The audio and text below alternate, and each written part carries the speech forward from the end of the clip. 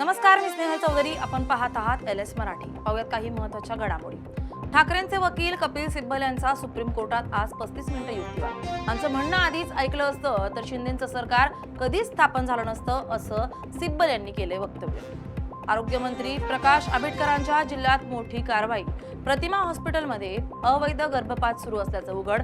माजी सिव्हिल सर्जननेच केले सुमारे 300 गर्भपात. शिंदेचे शिवसेनेचे आमदार बच्चू कडू यांनी घेतली अभिजित दिपकेंची भेट. नेता म्हणून नाही तर आंदोलक म्हणून भेटलो असं म्हणत कडूंनी केले दिपकेंचे अभिनंदन. यवतमाळच्या घाटंजी येथील SPM गिलाणी महाविद्यालय परिसर जलमय. दमदार पावसामुळे प्रवेश मार्गावर पाणी साचल्यानं विद्यार्थ्यांची मोठी गैरसोय. नाशिकमध्ये खड्ड्यात पडून एका तरुणाचा मृत्यू. संबंधित घटनेची चौकशी करून जबाबदार असणाऱ्या व्यक्तीवर कडक कारवाई करण्यात येईल. गिरीश महाजनांचे आश्वासन.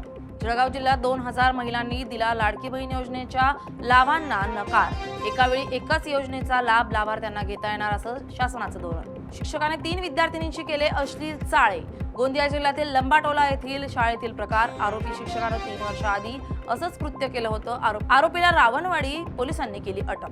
वाशिमच्या तराळा येथे अवैध दारू विरोधात ग्रामस्थांनी केले रास्ता रोको आंदोलन. वारंवार लेखी तक्रारी व निवेदनं देऊनही अवैध दारू विक्रीवर प्रभावी कारवाई होत नसल्याचा आंदोलनकर्त्यांनी केला आरोप. पालघर जिल्ह्यात मुसळधार पावसामुळे मोठ्या प्रमाणावर जीवितहानीसह वित्तहानी झाली आहे. नुकसानग्रस्तांना आतापर्यंत 23,54,960 रुपयांची आर्थिक नुकसान भरपाई देण्यात आली आहे. अमरावती जिल्ह्यातील शिरसगाव कसबा येथील अचानक मेघा नदीला पूर. विदर्भ कोल्हापुरी बंधारे पूर्णपणे पाण्याखाली. नदीकाठच्या नागरिकांना प्रशासनाचे सतर्कतेचे आवाहन.